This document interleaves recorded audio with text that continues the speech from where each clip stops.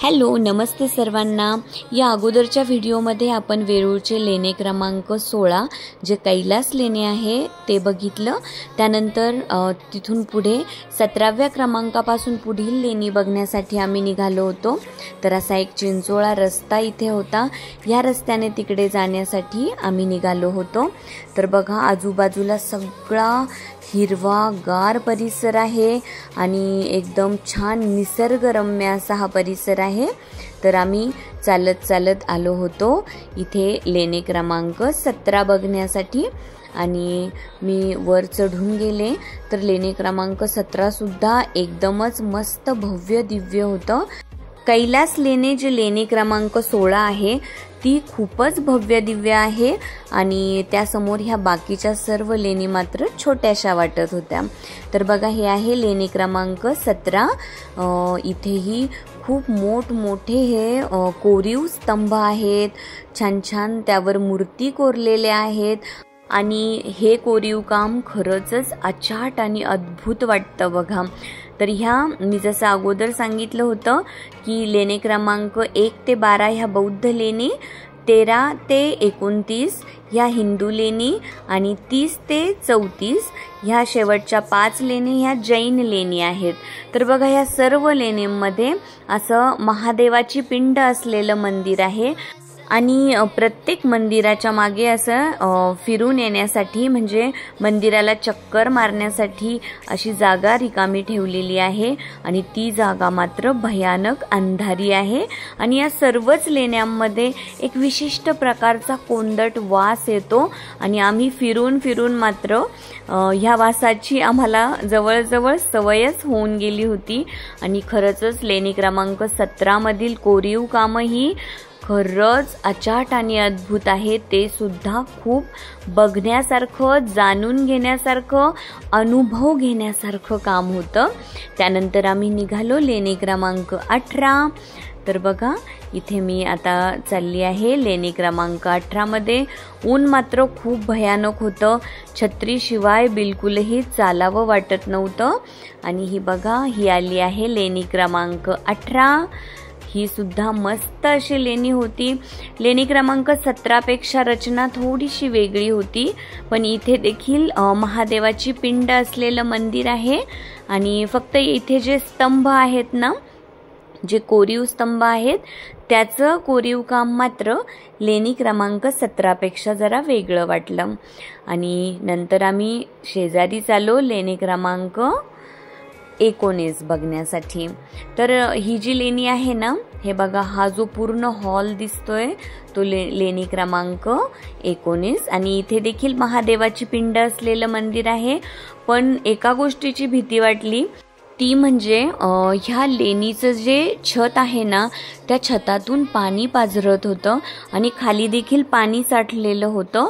पण वरचा जो ओला झालेला दगड आहे ना, म्हणजे ह्या लेणीचं छत आहे ना, ते बघून मला तर सारखी भीती वाटत होती, हे जर छत कोसळलं तर काय होईल।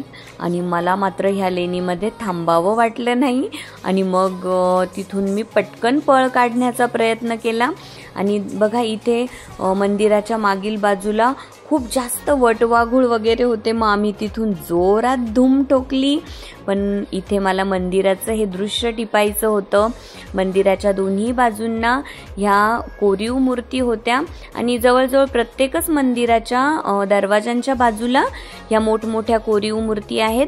मला फक्त लेणी क्रमांक 18 मध्ये ह्या मूर्ती दिसल्या नाहीत। मंदिराच्या बाजूला जसे वाड्यांच्या बाजूला पहारेकरी उभे असतात ना, त्याप्रमाणे प्रत्येक मंदिराच्या बाजूला 2 मोठमोठ्या मूर्ती कोरलेल्या आहेत।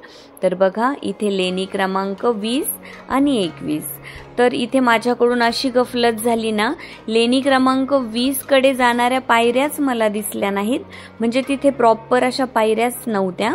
मग ज्या पायऱ्या दिसल्या त्या पायऱ्यांनी मी वर चढून गेले आणि त्या पायऱ्यांनी मला डिरेक्टली नेलं लेणी क्रमांक 21 मध्ये।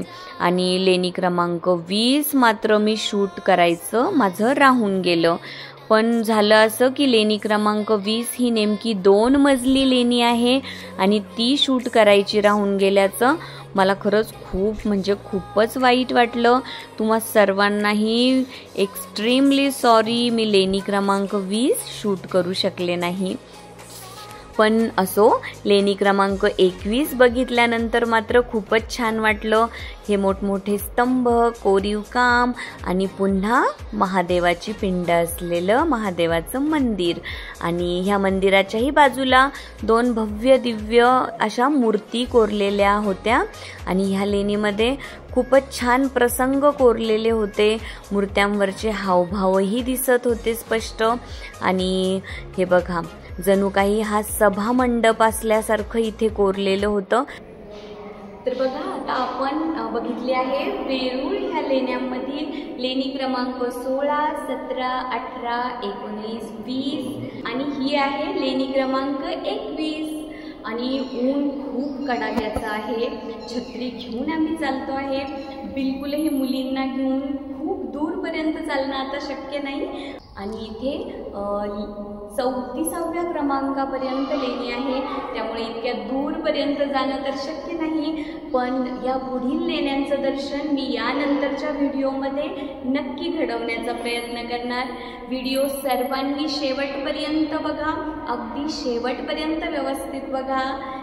ही लेणी क्रमांक 21 बघून आता आम्ही परत जाणार आहोत। यानंतरच्या लेण्यांचं दर्शन मात्र आपण नक्की पुन्हा करूया।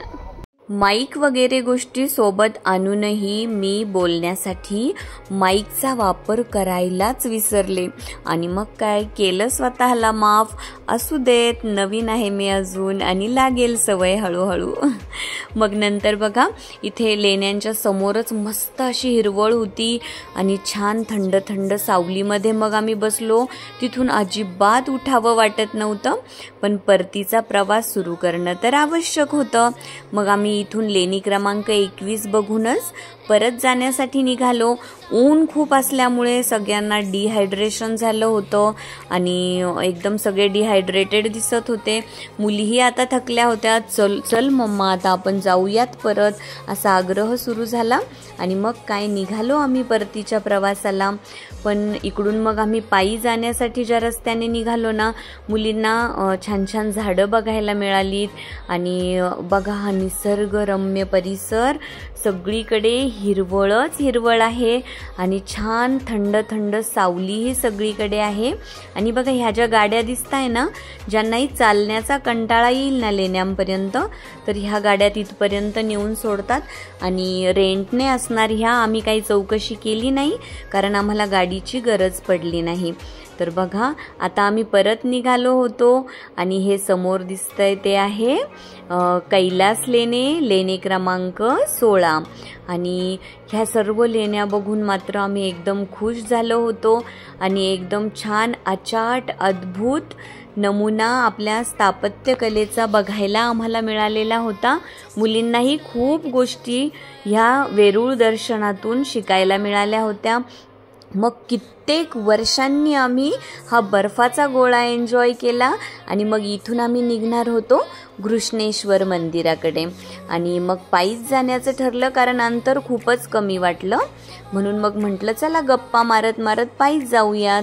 आणि बघा, घृष्णेश्वर मंदिराकडे आम्ही निघाल्यानंतर संपूर्ण रस्त्यावर पूर्ण घृष्णेश्वर मंदिरापर्यंत वडाचे झाडच झाड होते आणि मग काय, आमची छोटी कनू थकली आणि मी आता पायी चालणार नाही, आपण जाऊयात रिक्षामध्ये किंवा पप्पा तुम्ही गाडी घेऊन या, मग आपण गाडीत बसून जाऊयात, असा तिने हट्ट केला।